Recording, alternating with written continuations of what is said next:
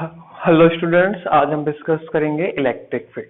तो देखिए, last class में जो हमने लेक्चर्स में पढ़ रखा है वो पढ़ रखा है electric charges and electric force, यानी कि कौन सी फोर्स थी वो, इलेक्ट्रोस्टैटिक फोर्स, कूलॉम फोर्स। तो आज डिस्कस करते हैं इलेक्ट्रिक फील्ड के बारे में। देखिए, इलेक्ट्रिक फील्ड के बारे में डिस्कस करने से पहले आप कुछ पॉइंट समझिए। हमारे पास होता है बेसिकली एक capital Q charge. Capital Q कहिए, स्मॉल क्यू कहिए, डजेंट मैटर, लेकिन इसका मीनिंग क्या है? इसका सिंपल मीनिंग है सोर्स चार्ज। अब ये सोर्स चार्ज होते क्या है? अगर हम सोर्स चार्ज बोल रहे हैं तो इसका ये मीनिंग निकल के आता है कि हम इसके इफेक्ट को चेक करेंगे, यानी कि इसका इफेक्ट किसी दूसरे चार्ज पार्टिकल पे क्या पड़ता है। और जिस भी चार्ज पार्टिकल पे हम इफेक्ट चेक करते हैं तो उसे बोलते हैं हम यूनिट चार्ज। Unit charge. और यूनिट चार्ज का एक मीनिंग और बताते हैं आपको। यूनिट वर्ड लिखा हुआ है और ये यहाँ पे है यूनिट चार्ज। तो इसका बेसिक मीनिंग है कि अगर हम मैथमेटिकली जो चार्ज ले रहे हैं इसको, ये कितना ले रहे हैं, 1 कूलम। कितना ले रहे हैं? 1 कूलम। देखिए, ये चार्ज है। अब इसकी वजह से इस चार्ज पार्टिकल पे एक फोर्स लगती है। क्या लगती है? एक फोर्स लगती है।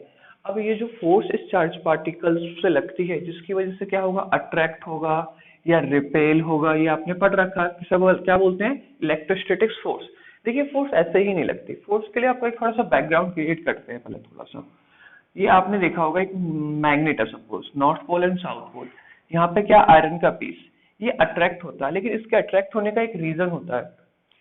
क्या रीजन होता है? कि यहाँ से क्या होता है कि मैग्नेटिक फील्ड लाइंस जारी होती हैं और उन मैग्नेटिक फील्ड लाइंस में ये आयरन का पीस रखा होता है, तो ये अट्रैक्ट होता है। अगर सपोज हम आयरन के पीस को इतने दूर रखें कि यहाँ पे मैग्नेटिक फील्ड लाइन ही ना पहुंच पाए, तो ये आयरन का पीस अट्रैक्ट होगा? बिल्कुल नहीं होगा।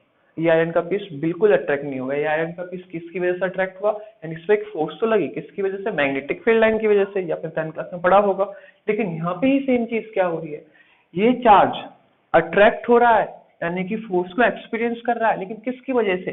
कि यहाँ से क्या जारी होंगी आपकी इलेक्ट्रिक फील्ड लाइंस। अगर ये इलेक्ट्रिक फील्ड लाइंस नहीं होती तो आप ये समझ लीजिए ये चार्ज पार्टिकल कोई भी फोर्स एक्सपीरियंस नहीं करता। मीनिंग फोर्स ऐसे ही एक्सपीरियंस नहीं हुए, किसी को देख लिया और वो उसकी तरफ अट्रैक्ट हो गया, नहीं। मीनिंग क्या है? एक वेव्स निकल रही है। इन वेव्स को बेसिकली क्या कह रहे हैं हम? Electric field line. और यही इलेक्ट्रिक फील्ड रिस्पॉन्सिबल होते हैं चार्ज पार्टिकल्स के लिए कि वो उसको अट्रैक्ट करेंगे या रिपेल करेंगे। जैसे कि मैग्नेटिक फील्ड लाइन रिस्पॉन्सिबल होते हैं आयरन के पीस को, वो उसे अट्रैक्ट करेंगे या नहीं करेंगे। आई नो यहाँ पे रिपेल नहीं होता, सिर्फ अट्रैक्शन होगा। अब देखिए, यहाँ पे मैंने आपको लिखा हुआ है electric field line due to source charge, यानी कि इलेक्ट्रिक फील्ड लाइन किसकी? Due to source charge. ठीक है।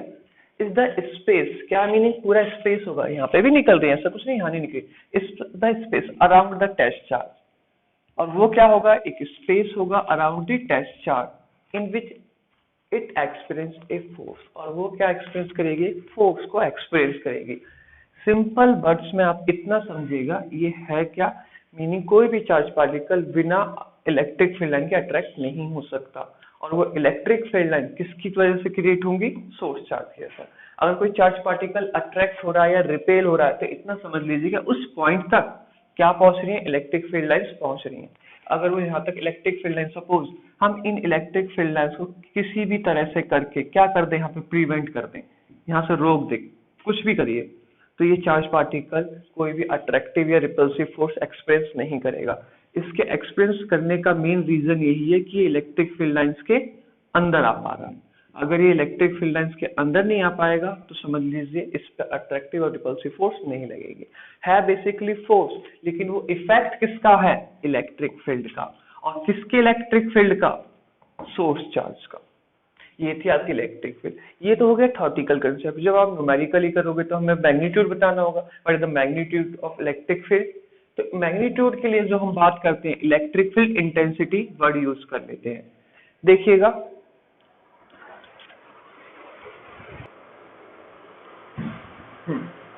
जो मैग्नीट्यूड के लिए हम कौन सा वर्ड यूज कर लेते हैं बच्चों? Electric field intensity.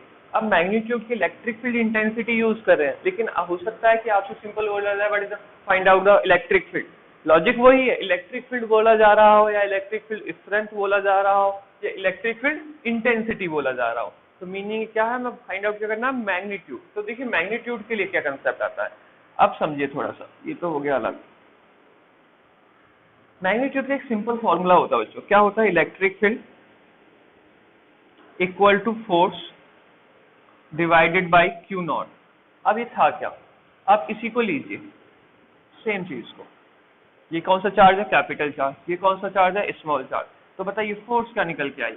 हमारे पास फोर्स निकल के आएगी K capital Q and Q naught divided by R square. Suppose the distance between this charge particle is R. तो ये फोर्स जा किधर लग रही है? ये पॉजिटिव टूवर्ड्स राइट।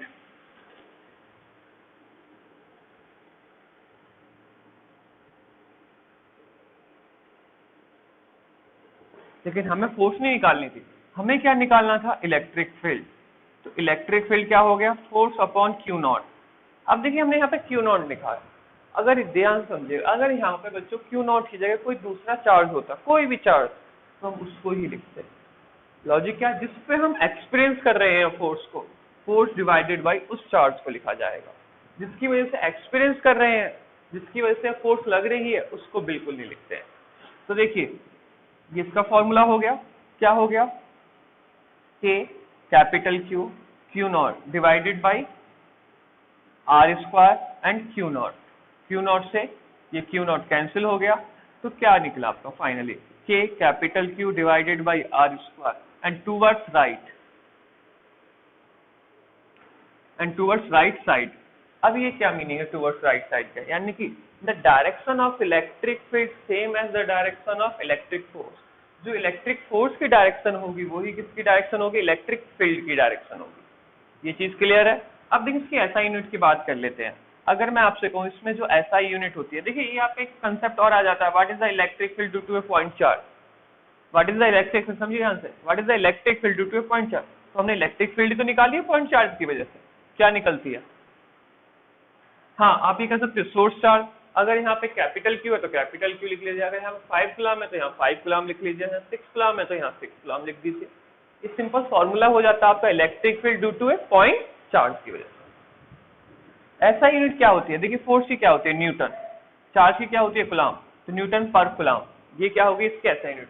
लेकिन इसमें एक ऐसा यूनिट और यूज करते हैं इलेक्ट्रिक फील्ड की, और वो पोटेंशियल ग्रेडियंट, हाँ, तो वो होती है वोल्ट मीटर।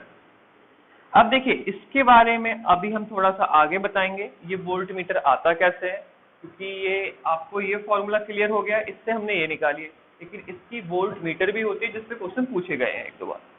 ये था आपका किसका कंसेप्ट? इलेक्ट्रिक फील्ड होता क्या है, लॉजिक, उसका मैग्नीट्यूड क्या होता है, उसके साथ आपको मैग्नीट्यूड भी तो मैटर करता है, तो ये था मैग्नीट्यूड के लिए।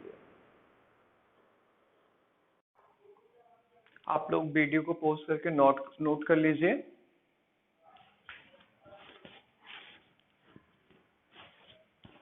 अब देखिए इसके बाद क्या पढ़ेंगे हम? इसके बाद पढ़ेंगे बच्चों हम इलेक्ट्रिक फील्ड लाइंस, यानी कि उनकी प्रॉपर्टीज के बारे में। ये इलेक्ट्रिक फील्ड लाइंस किस तरह से आपका वर्क करती है, देखिएगा। Properties of electric field lines.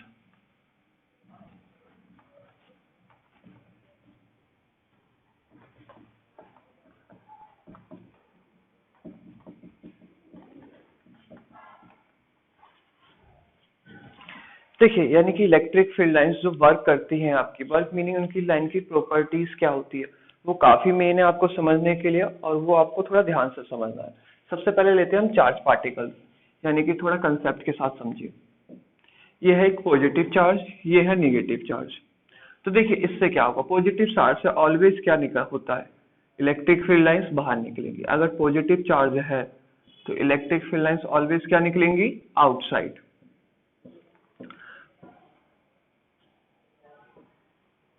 और नेगेटिव चार्जेस है तो इलेक्ट्रिक फील्ड लाइंस क्या होंगी इसमें? टर्मिनेट। अब ये टर्मिनेट मतलब क्या है अभी बताते हैं। टर्मिनेट मतलब खत्म होना, एंड होना, और एलिमिनेट कह सकते हो या स्टार्ट कह सकते हो।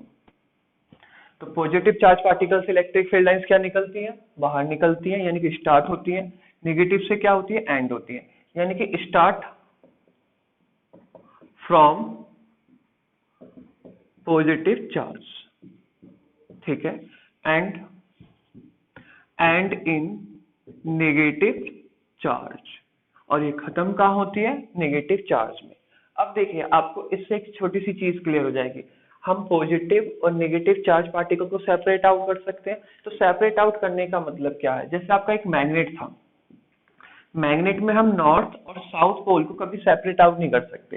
तो नॉर्थ पोल से मैग्नेटिक फील्ड लाइन निकलती थी, साउथ में जाती थी, और मैग्नेट के अंदर साउथ से नॉर्थ में जाती थी। लेकिन यहाँ ऐसा कोई रोल नहीं है, क्योंकि हम पॉजिटिव और नेगेटिव को क्या कर देते हैं? अलग अलग कर देते हैं। तो इसी बिहाफ पे हम कह सकते हैं एक second property, electric field line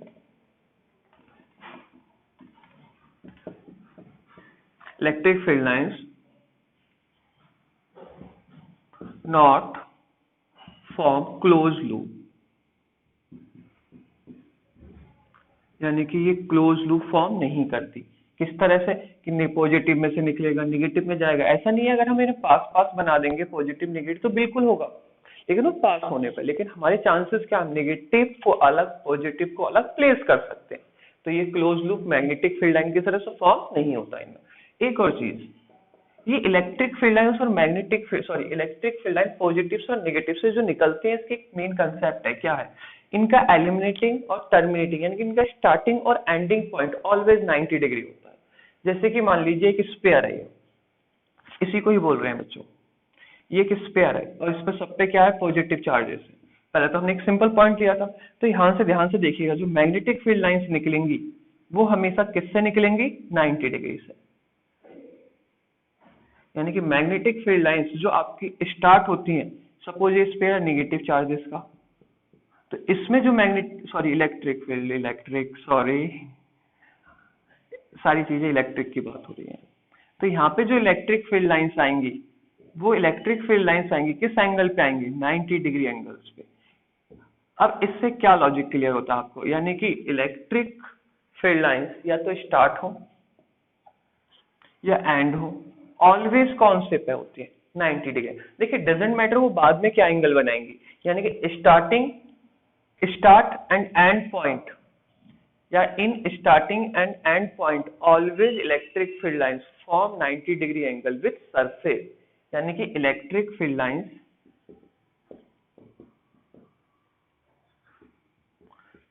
lines always form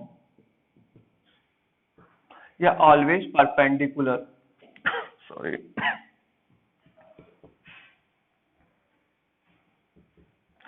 always perpendicular to the surface. ये क्या होती हैं? सरफेस के परपेंडिकुलर होती है, स्टार्टिंग पॉइंट पे भी और एंड पॉइंट पे भी। तो जल्दी से वीडियो को पॉज करके आप इसे नोट कर लीजिए।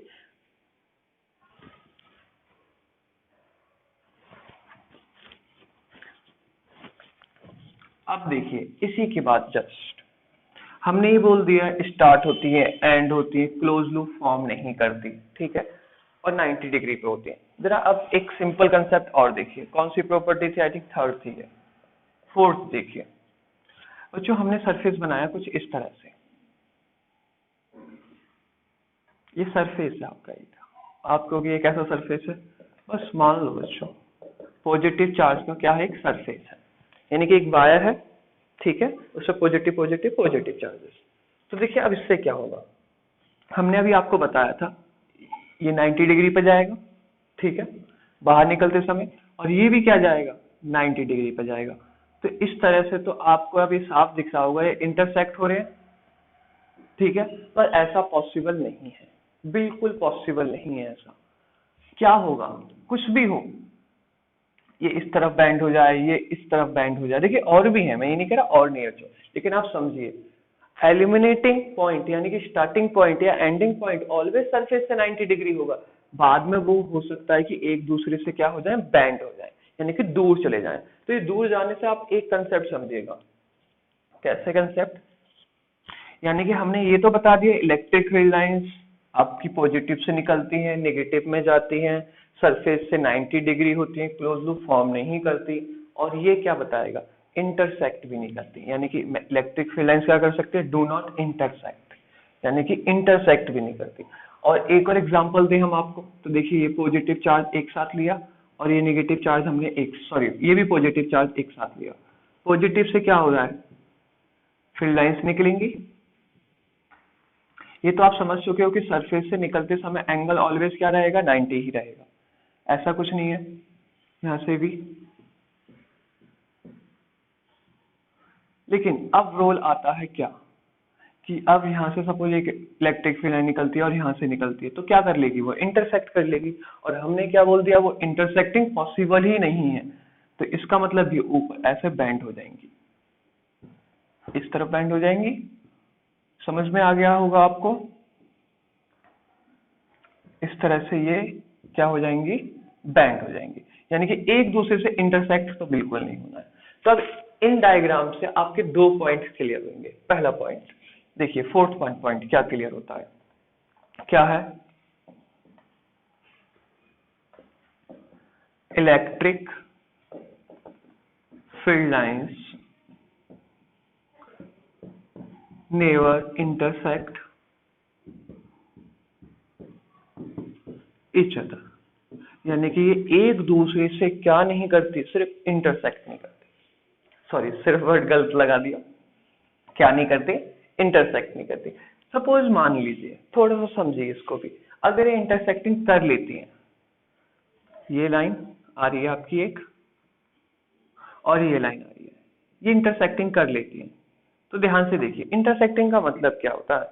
लाइंस का मैंने मतलब क्या कहा था, लाइंस का मतलब कहा था एक चार्ज पार्टिकल है, वो उसके अलावा आगे जा सकता है या पीछे जा सकता है। मैं आपको एक फील्ड लाइन का एक लॉजिक और बताता हूँ, इलेक्ट्रिक फील्ड लाइंस का। इलेक्ट्रिक फील्ड लाइंस है क्या, जैसे कि आप अपने घर से कॉलेज या स्कूल जाते हो, वो पाथ है एक, जिस पाथ पे आप चल के जाते हो, ठीक है।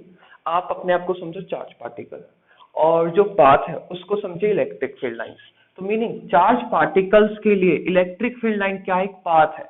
अगर इलेक्ट्रिक फील्ड लाइन ऐसे जा रही है, तो इसका मतलब है बच्चों, यहाँ से चार्ज पार्टिकल या तो ऐसे जाएगा और यहाँ तो ऐसे जाएगा। और आपको ये पता है, अगर आप ऐसे चल रहे हो और सपोज टी पॉइंट आ गया ऐसे करके, तो आप एक इंसान किस तरफ जाएगा, या तो इस तरफ जाएगा या इस तरफ जाएगा। कि सेम टाइम पे बोथ पास को ले सकता है, नहीं ले सकता, पॉसिबल ही नहीं है कि एक ही टाइम पे क्या हो जाए कि दो पाथ को ले ले। मैग्नेटिक फील्ड में भी क्या होता, अगर मैग्नेटिक फील्ड लाइन इंटरसेक्ट करती है, तो कंपास की नीडल क्या दिखाती है, डायरेक्शन दिखाती है, या तो बच्चों वो इस डायरेक्शन को दिखाएगी या फिर वो इस डायरेक्शन को दिखाएगी, उसमें भी पॉसिबल नहीं है। तो यहाँ पे एक्सप्लेनेशन क्या आती है, एट इंटरसेक्टिंग पॉइंट, अगर जहां पे भी charge particle sorry electric field line intersect कर रही है, तो path sorry charge particle always take only one path of direction, सिर्फ एक ही पाथ ले सकता है, कोई दो पाथ्स को ले ही नहीं सकता। इसका मतलब जब वो दो पाथ ले ही नहीं सकता, मीनिंग क्या, वो दो रास्तों से जा ही नहीं सकता, इसका मीनिंग क्या हो गया, वो एक ही रास्ते से जा रहा है, तो इसका मतलब है कि इंटरसेक्ट कर ही नहीं रही, यानी कि ये ऐसे चला गया और ये ऐसे चला गया। हमें लगता है कि ये लाइन नीचे आ गई और ये ऊपर गई, नहीं, ये अपना इस तरह से गया है और ये इस तरह से गया है, यानी कि इंटरसेक्टिंग पॉसिबल ही नहीं है। वरना otherwise direction of charge particles कितनी होती, 2 होती, जो पॉसिबल ही है, क्योंकि किसी की भी एक डायरेक्शन होती। ये तो चलिए समझिए इंटरसेक्टिंग का कंसेप्ट हुआ। इसी से एक पॉइंट और निकलता है, एक पॉइंट और क्या निकलता है, इसे बोल देते हैं fifth point. Electric field lines एक दूसरे पे क्या लगाती है, प्रेशर लगाती है। कैसे एग्जैक्ट करती है प्रेशर, जरा ध्यान से देखिए, ये इलेक्ट्रिक फील्ड लाइन आ रही है, ये इलेक्ट्रिक फील्ड लाइन आ रही है, अदरवाइज या तो इंटरसेक्ट कर लेती, इन्होंने इंटरसेक्ट नहीं करा, एक दूसरे पे प्रेशर लगाकर बैंड हो गई। यानी कि इलेक्ट्रिक फील्ड लाइंस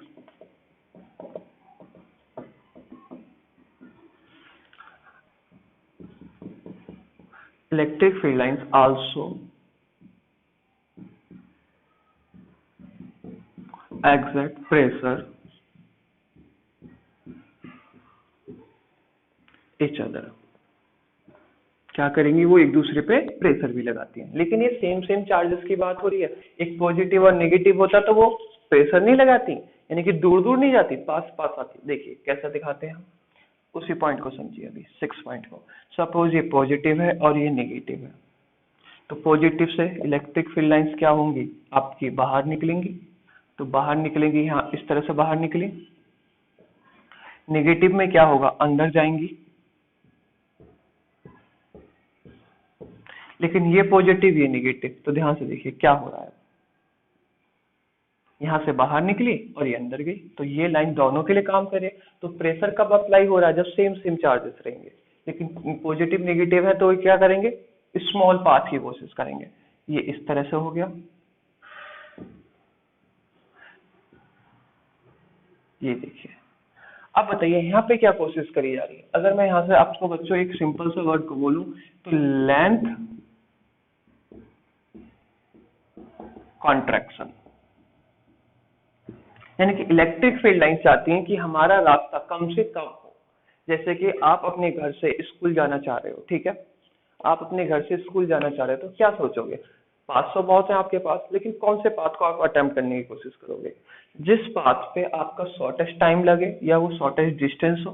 तो सबसे पहले अगर हम एक चार्ज पार्टिकल को यहाँ रखते हैं तो उसके क्या माइंड में आएगा, सॉरी उसका माइंड नहीं है लेकिन उसकी क्या टेंडेंसी होगी कि वो इस पाथ को फॉलो करे, यानी कि शॉर्टेस्ट पाथ को। और शॉर्टेस्ट पाथ को फॉलो करने का मतलब क्या होगा, इलेक्ट्रिक फील्ड लाइन कोशिश करती है कि उनकी लेंथ क्या हो, कम से कम हो। लेकिन जब ये पाथ फिल हो जाएगा तो उन्हें कैसे जाना पड़ेगा, ऊपर से जाना पड़ेगा। अगर फिल हो जाता है, अब देखिए मैंने जस्ट इसके ऊपर नहीं बनाया, मतलब बहुत कॉम्प्लिकेटेड हो जाएगा, ये गैप मत समझिए, जस्ट इसके बगल में समझिए, ठीक है। तो इलेक्ट्रिक फील्ड लाइन क्या कोशिश करती है, लेंथ कंट्रैक्शन की भी कोशिश करती है, मतलब शॉर्टेस्ट लेंथ भी, और वो प्रेशर भी लगाती है। बस बात यह है कि पॉजिटिव पॉजिटिव के हिसाब से वो प्रेशर लगाएंगे, पॉजिटिव निगेटिव के हिसाब से वो मिलने की कोशिश करेंगी। तो आप जल्दी से इसको नोट करिए, आपके काफी पॉइंट्स हो चुके हैं, कुछ पॉइंट्स और बताने बाकी हैं।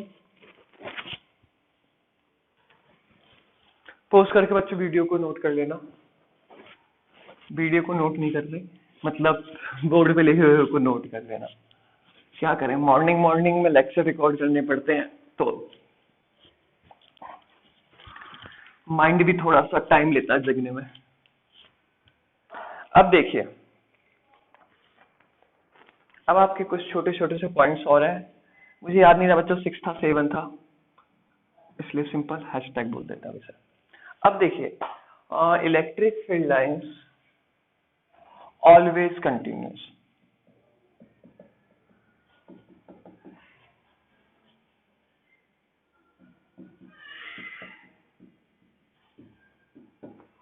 Always continuous. ये कंटिन्यूस का मीनिंग क्या है, यानी कि no break, no breaking point in electric field line, यानी कि इनमें कोई ब्रेकिंग पॉइंट नहीं होता। जैसे कि ये पॉजिटिव है आपके लिए, तो यहाँ से जो इलेक्ट्रिक फील्ड लाइन निकलेगी तो उसमें ऐसे नहीं है कि वो यहाँ से गई फिर ब्रेक हो गया, समझ रहे हो आप, फिर यहाँ आ गया, यानी कि वो ऑलवेज क्या रहेगी, कंटिन्यूस।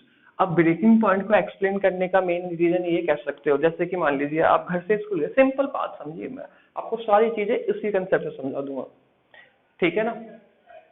तो देखिए, हाँ, आप इस बात पे जा रहे हो, सपोज आप घर से स्कूल के रास्ते में जा रहे हो, बीच में एक होल आ गया, तो आप बेसिकली क्या कर लेते हो, उसको जंप कर लेते हो, सही बात है, छोटा सा हो तो जंप कर लोगे, काफी बड़ा होल हो गया बीच में तो आप जंप नहीं करोगे, पाथ को चेंज करके जाओगे बेसिकली। लेकिन यहाँ पे क्या होता है, ब्रेक होगा नहीं, क्यों ब्रेक नहीं होगा, वहां हो सकता है, यहाँ नहीं होगा, क्यों ब्रेक नहीं होगा, अदरवाइज चार्ज पार्टिकल को एक पॉइंट से जंप करके दूसरे पॉइंट जाना पड़ेगा, and this is not possible. Charge particle is not jumping from point A to point B, A point से वो बी पॉइंट तक जंप नहीं कर सकते हैं, ठीक है। तो इसका मीनिंग क्या हो गया, electric field always, electric field lines always continuous, तो कैसी होती है, कंटिन्यूस ही होती है, विदाउट ब्रेकिंग पॉइंट, यानी कि कोई ब्रेकिंग पॉइंट नहीं होता। एक पॉइंट और समझिए बच्चों, मैं पॉइंट्स भूल गया इसलिए मैंने सिंपल सिंबल दे दिया है। देखिए, कोई भी इलेक्ट्रिक फील्ड लाइन है, अगर आप इस पॉइंट पे किसी की डायरेक्शन फाइंड आउट करना चाहते हो, टू फाइंड आउट डायरेक्शन,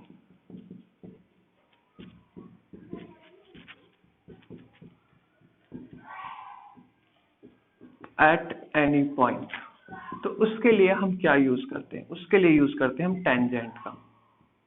मैं आपसे एक सिंपल वर्ड बोलता हूँ, एक चार्ज पार्टिकल, सॉरी एक सिंपल स्टोन को थ्रेड में बांध के हम राउंड ऑफ करते हैं, तो मोशन क्या कर रहा है, सपोज क्लॉकवाइज में कर रहा है, इस तरह से मोशन कर रहा है। हम किसी भी पॉइंट पे क्या निकालते हैं, उसकी डायरेक्शन निकालते हैं, तो डायरेक्शन निकालने के लिए यहाँ पर टेंजेंट ड्रॉ कर देते हैं, टेंजेंट जा रही है ऐसे, टेंजेंट जा रही है ऐसे, मतलब इस पॉइंट पे वो डायरेक्शन क्या होगी पार्टिकल की, इस तरफ होगी, लेकिन वही वो तो एक्चुअलिटी में ऐसे जा रहा है, समझ रहे हो ना, वो नीचे जा रहा है, और टेंजेंट क्या बता रही है, इस तरफ। इसका मीनिंग ये होता है अगर वहां पे हम थ्रेड को छोड़ दें इस पॉइंट पे, तो वो पार्टिकल नीचे ना जाके वो इस तरफ चला जाएगा। तो यहाँ पे भी वही है, जैसे एक पार्टिकल्स यहाँ पे है Q नॉट, और वो किस पाथ के अलॉन्ग जाएगा, क्योंकि आपको पता है किस पाथ के अलॉन्ग जाएगा, इलेक्ट्रिक पाथ के अलॉन्ग जाएगा। और suppose electric field just disappear हो जाए, एकदम से गायब हो जाए, तो उसकी डायरेक्शन क्या होगी, बिल्कुल ऐसे। कौन डिफाइन कर रहा है ये डायरेक्शन, टेंजेंट। यानी कि हमें इलेक्ट्रिक फील्ड की डायरेक्शंस को डिफाइन करने के लिए किसकी रिक्वायरमेंट होती है, टेंजेंट की। अब एक पॉइंट और समझिए, चलो टेंजेंट का मीनिंग आ गया। अब मैग्नीट्यूड की बात कर लेते हैं, यानी कि इलेक्ट्रिक फील्ड लाइंस कब स्ट्रांग होंगी, कब ये वीक होगी। देखिए स्ट्रांग और वीक आपसे एक सिंपल वर्ड्स बोल रहे हैं, यानी कि अगर ये क्लोज होती है, क्लोज टू ईच अदर, अगर ये पास पास होते हैं, तो इसे क्या कहते हैं हम, स्ट्रांग। बच्चों अभी ई लिख दे रहे हैं, बहुत बार आप समझ चुके होंगे, और फिर लाइन लिख दी, यानी कि इलेक्ट्रिक फील्ड लाइन। अगर ये क्या होती है, फार अवे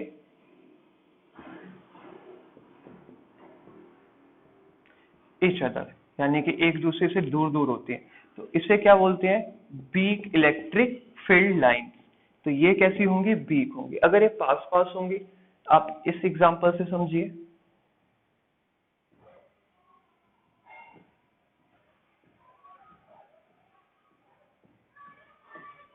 अब आप खुद देखिए इस रीजन में क्या है, ये इतनी पास पास है, लेकिन इस रीजन में क्या हो गया, ये तीन इलेक्ट्रिक फील्ड को कवर करने के लिए हमें ज्यादा एरिया कवर करना पड़ रहा है। इसका मतलब ये यहाँ पे फार है और यहाँ पे क्लोज है, तो यानी कि इलेक्ट्रिक फील्ड लाइंस, यानी कि जो फोर्स होगी वो कहाँ स्ट्रांग होगी, इलेक्ट्रिक फील्ड यहाँ पे स्ट्रांग होगी, और इस पॉइंट पे क्या होगी, वीक होगी।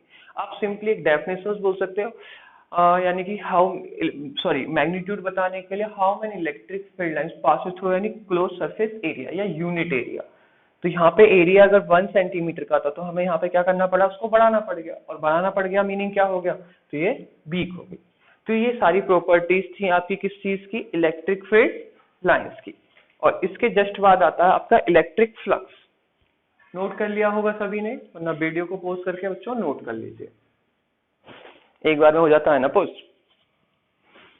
चलिए फिर आगे बढ़ते हैं, इलेक्ट्रिक फ्लक्स की बात करते हैं। इलेक्ट्रिक फ्लक्स क्या है, अगर मैं आपसे बोलूं, जो सबसे लास्ट वाला पॉइंट मैंने आपको बताया है, यही इलेक्ट्रिक फ्लक्स है। अब लेकिन थोड़ा सा डिफाइन करने का वे अलग हो जाता है।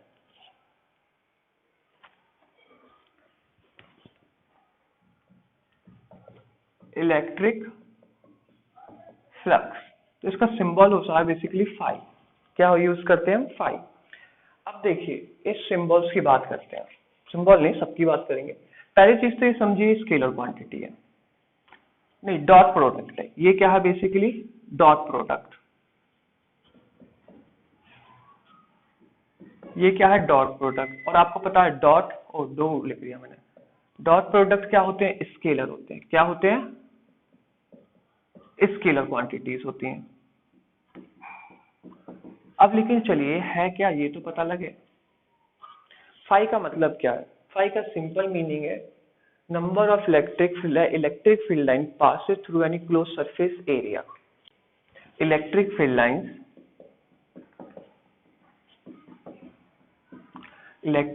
lines passes through surface। देखिए कैसे समझिएगा, बहुत ध्यान से समझने की कोशिश करिएगा, ज्यादा कुछ टफ नहीं है। ये हम इलेक्ट्रिक फील्ड लाइंस बना रहे हैं, इक्वल स्पेसिंग है। इक्वल स्पेसिंग मतलब क्या है, कांस्टेंट है। ये हमने लिया बच्चों एक एरिया, इस तरह से, मीनिंग ये आप इस तरह से कह सकते हो, ठीक है। यहाँ से इलेक्ट्रिक फील्ड लाइंस आ रही है, इसको हमने रखा सिंपली ऐसे, ठीक है। तो इलेक्ट्रिक फील्ड लाइंस बताइए इसमें से क्या हो जाएंगी, पास हो जाएंगी। और आपको पता है इसका नॉर्मल क्या होगा, इसका नॉर्मल भी तो इस तरफ ही होगा। तो इलेक्ट्रिक फील्ड लाइन जस्ट क्या हो जाएंगी, इसमें से पास हो जाएंगी, यानी कि इलेक्ट्रिक फील्ड लाइंस। और इसका नॉर्मल भी क्या होगा, और जो क्या रहता है, परपेंडिकुलर होता है, वो भी सेम डायरेक्शन में होगा। कोई दिक्कत नहीं। यहाँ पे अभी हम सेम चीज कर रहे हैं, इलेक्ट्रिक फील्ड लाइंस वही हैं, लेकिन अब इसको ध्यान से देखिए, जो ऐसे था ऐसे नहीं था, थोड़ा सा बैंड कर दिया, तो इसका नॉर्मल हो गया डाउनवर्ड। इसको क्या कर दिया हमने, पहले ऐसे था अब ये बैंड कर दिया। तो बैंड करने से अब देखिए 3D शेप तो मुझसे थोड़ा बनना पॉसिबल कम है, क्योंकि मुझे अपनी ड्राइंग पर बहुत भरोसा है। हाँ, तो अब देखिए क्या हुआ, ये इलेक्ट्रिक फील्ड लाइन निकली। अब बताइए कितनी इलेक्ट्रिक फील्ड लाइंस इस प्लेन से पास हो रही है, सिर्फ 2 पास हो रही है। पहले कितनी हो रही थी, 4 की 4 हो रही थी। इसका नॉर्मल कहाँ आ गया, ये डाउनवर्ड, ठीक है, ये 90 डिग्री। अब कुछ देर बाद हमने क्या करा, इलेक्ट्रिक फील्ड लाइन सेम है, वही चीजें हैं, इसको हमने कंप्लीटली बैंड कर दिया। कंप्लीटली क्या कर दिया, बैंड। ऐसे था, फिर ऐसे, फिर ऐसे, तो इसका नॉर्मल आ गया डाउनवर्ड। यानी कि अब देखिए इसको मैं कैसे बना सकता हूँ, समझ जाइएगा थोड़ा सा इस तरह से। तो अब इसमें से क्या हो रहा है, एक भी इलेक्ट्रिक फील्ड लाइंस पास नहीं हो रही, ये इलेक्ट्रिक फील्ड लाइंस, और नॉर्मल कहाँ आ गया बच्चों इसका, डाउनवर्ड। तो फ्लक्स बताता क्या है, फ्लक्स यही बताता है electric field lines passes through surface. कितनी इलेक्ट्रिक फील्ड लाइंस पास हो रही हैं, किससे, किसी सरफेस से। तो बताइए यहाँ मैक्सिमम हो रही है, यहाँ बीच में कह सकते हो, मिनिमम कहाँ है यहाँ पे। तो जब थीटा कितना है 0 डिग्री तो मैक्सिमम हो रही है, जब थीटा कितना है आपका 90 डिग्री तो ये मिनिमम है, और ये क्या है, मैक्सिमम है। क्योंकि नॉर्मल और इलेक्ट्रिक फील्ड लाइन के बीच में दोनों सेम डायरेक्शन में, तो थीटा 0 हो गया, तो ये क्या है, मैक्सिमम, ये क्या है आपकी नॉर्मल। तो इसी बिहाफ से फ्लक्स का फॉर्मूला बनता है ई डॉट, इसलिए कहा था डॉट प्रोडक्ट, क्योंकि डॉट प्रोडक्ट देखिए डी फाई लिखोगे तो डी एस लिख दोगे, अगर सिंपली क्या लिखोगे, फाई लिखोगे तो एफ लिख देना, सरफेस एरिया। तो इसको रिजॉल्व करके क्या आ सकता है, electric field D S cos theta, यानी cos 0 तो EDS, cos 90 तो 0। क्योंकि आपको थोड़ा सा ये इवॉल्विंग है, मीनिंग क्या है इससे ऐसे कि हम थीटा क्या लेते हैं, डॉट प्रोडक्ट बेसिकली ऑलवेज क्या होता है, cos होता है, ठीक है, और क्रॉस प्रोडक्ट क्या होता है आपका, साइन होता है। तो ये फॉर्मूला किसका आ जाता है आपका, इलेक्ट्रिक फ्लक्स का, यानी कि how many electric field line passes through any surface area. और जितनी इलेक्ट्रिक फील्ड लाइन पासेस होती है सरफेस एरिया से, ये काउंटिंग में नहीं बता रहा है, ठीक है ना, कि हाँ 5 इलेक्ट्रिक फील्ड लाइन पास होंगी, ये प्रोडक्ट है, डॉट प्रोडक्ट। आप simply category is the dot product of electric field lines, dot product of, short में लिख देते हैं बच्चों थोड़ा सा, electric field line and surface area बोल दीजिए, कुछ भी, कोई दिक्कत नहीं है, कॉम्बिनेशन है फ्लक्स। ये चीज समझ में आई होगी। अब जरा इसकी यूनिट्स की बात कर लेते हैं, ऐसा यूनिट, इलेक्ट्रिक फील्ड की यूनिट क्या होती है, न्यूटन पर कूलम, न्यूटन पर कूलम। सरफेस एरिया की क्या होगी, मीटर स्क्वायर, तो ये हो गया मीटर स्क्वायर। और ये तो हमने आपको बता ही दिया कैसी क्वांटिटीज है, ये स्केलर क्वांटिटीज है। आई होप आप सभी को समझ में आ गया होगा।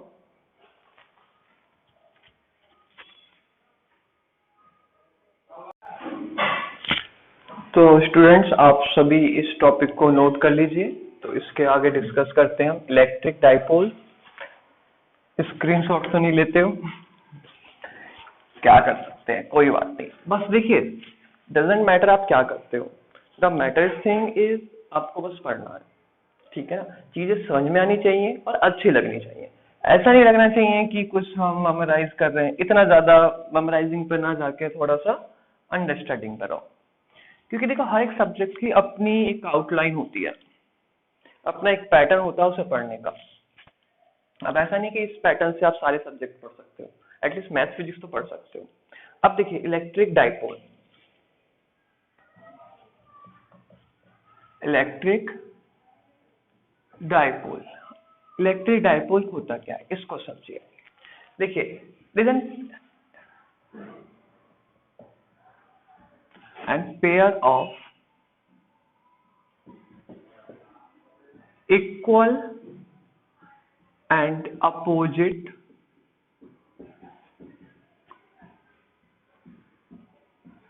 charges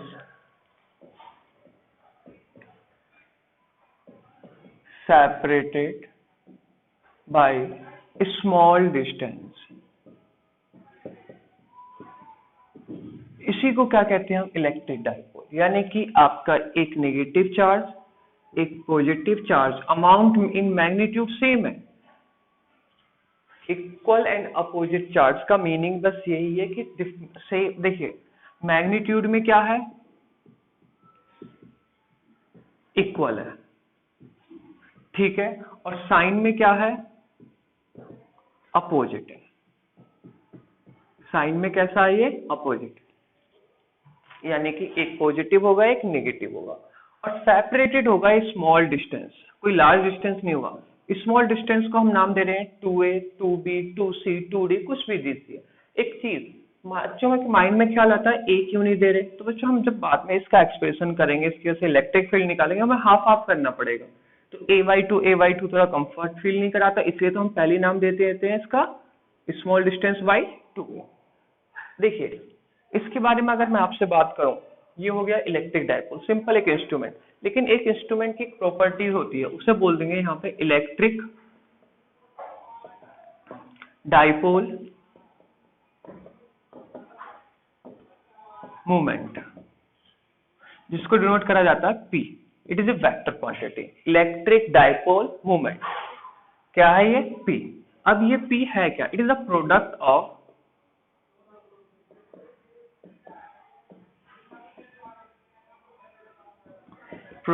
of charge and distance between them. जैसे कि ये चार्ज है आपका और ये क्या है, इसके बीच में डिस्टेंस। एक मिनट बच्चों, थोड़ा सा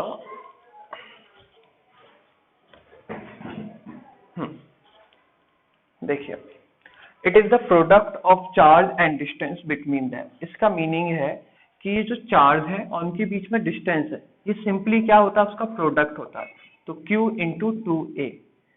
और याद रखिए ये जो 2 है ये एक वेक्टर क्वांटिटी है, मैंने आपको चार्ज के ऊपर क्रॉस नहीं लगाया, वेक्टर साइन नहीं लगाया, ये स्केलर ही है, लेकिन 2a क्या है, वेक्टर क्वांटिटी है। 2a क्या है, डिस्टेंस है, लेकिन वो वेक्टर क्वांटिटी क्यों है समझिएगा, मैग्नीट्यूड के हिसाब से क्यों। हाँ एक चीज बताने भूल गए, हम यहाँ पे बता देते हैं। इलेक्ट्रिक डायपोल जो होता है इसकी एक डायरेक्शन होती है, और वो डायरेक्शन कहाँ होती है, वो डायरेक्शन होती है बच्चों आपकी negative Q to positive Q, यानी कि -Q charge to +Q charge. Negative Q अजीब सा फील दे रहा है, -Q टू +Q। तो ये डायरेक्शंस होती है, और डायरेक्शन बेसिकली क्या इसकी रहेगी, डिस्टेंस की रहेगी। चार्ज पार्टिकल तो स्केलर क्वांटिटी है, तो देखिए इसकी SI यूनिट क्या होगी आपकी, चार्ज की क्या होती है C, एंड डिस्टेंस की मीटर। ये C कैपिटल होता है, अगर आप सिंपली स्मॉल cm लिख दोगे तो सेंटीमीटर हो जाएगा, जो कि गलत हो जाएगा, तो इसलिए आपको थोड़ा ध्यान देना पड़ेगा, ये कैपिटल है और M स्मॉल है। ये क्या हुआ, इलेक्ट्रिक डायपोल मूवमेंट। अब देखिए इसी बिहाफ पे, इलेक्ट्रिक डायपोल मूवमेंट के बिहाफ पे आप इसे नोट करिए, इसके बाद आएंगे हम इलेक्ट्रिक डायपोल पे ही आएंगे। बेसिकली इलेक्ट्रिक डायपोल आपके 2 टाइप्स के होते हैं। अब देखिए वो 2 टाइप्स हैं क्या, जो इलेक्ट्रिक डायपोल्स है नेचुरली बताने की कोशिश कर रहे हैं। जैसे कि आपने मॉलिक्यूल्स देखे होंगे कुछ, वाटर के, ऑक्सीजन के, हाइड्रोजन के। एक होते हैं कैसे, पोलर, ठीक है। एक देख मार्कर दूसरा ले लेते हैं,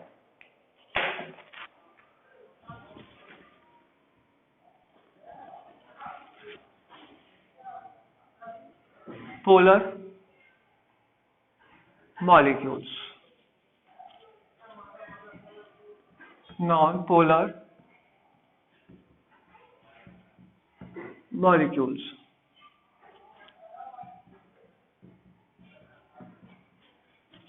देखिए पोलर मॉलिक्यूल्स का मतलब क्या है, पोलर का मतलब आप ये समझ लीजिए पॉजिटिव और नेगेटिव के बीच में क्या है, गैप, यानी कि पॉजिटिव चार्ज, यानी कि नेगेटिव एंड पॉजिटिव चार्ज लिखते हैं, क्यों नहीं लिखते, नेगेटिव चार्ज एंड पॉजिटिव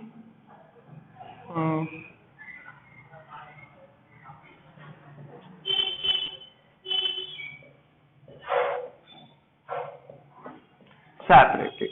ये क्या है, पॉजिटिव और नेगेटिव सेपरेटेड होते हैं। इसमें क्या होता है, negative charge and positive charge कॉन्साइड,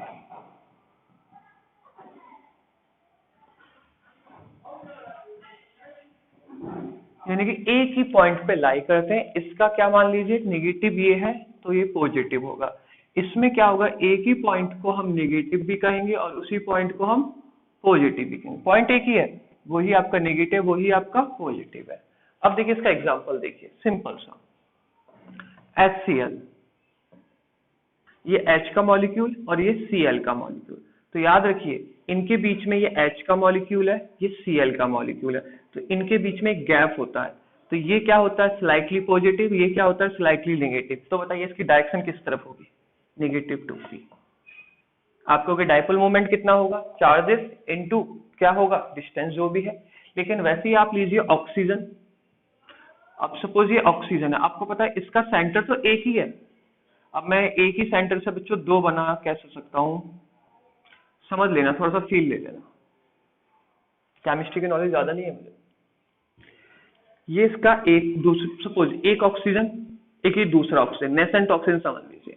लेकिन जब हम ये अलग अलग है नेसेंट ऑक्सीजन, लेकिन हम O2 की बात करेंगे तो इनके नेगेटिव और पॉजिटिव क्या रहेंगे, एक ही पॉइंट पर रहेंगे। और एक ही पॉइंट पर रहेंगे तो इसका डाइपोल मोमेंट क्या होगा, जीरो होगा। जस्ट बिकॉज डिस्टेंस जिसे हम 2a बोल रहे थे वो क्या है, इक्वल टू जीरो के बराबर। चलिए ये बात होगी। अब H2O की बात कर लीजिए, एक एग्जांपल और है। देखिए O ऐसा होता है और फिर इधर आता है H और फिर ये होता है H, ये है आपका O। तो H पे क्या होता है, स्लाइटली पॉजिटिव, इस पे O पे क्या होता है, स्लाइटली नेगेटिव, नेगेटिव पॉजिटिव, इस पे नेगेटिव पॉजिटिव। तो इसकी वजह से डायरेक्शन ये होगी डाइपोल मोमेंट की, इसकी वजह से डायरेक्शन ये होगी। तो अब ध्यान से देखिएगा, क्या ध्यान से देखने वाली बात है, एक पॉइंट से डाइपोल मोमेंट इस तरफ जा रहा है, एक पॉइंट से इस तरफ जा रहा है। तो हम क्या कर देंगे, रिजल्टेंट निकाल लेंगे। तो ये वाला P कौन सा डाइपोल मोमेंट रहेगा, रिजल्टेंट का, ठीक है ना, क्योंकि वेक्टर क्वांटिटीज है। ये नहीं कि इन्हें सिंपली ऐड करा जाएगा, वेक्टर क्वांटिटीज को ऐड करने के लिए आपको द एंगल बिटवीन चाहिए होगा, इनके बीच का एंगल भी। लेकिन आप ये समझिए पोलर मॉलिक्यूल्स क्या होते हैं और नॉन पोलर मॉलिक्यूल्स क्या होते हैं। चलिए थैंक यू सो मच, आज के लिए इतना ही है।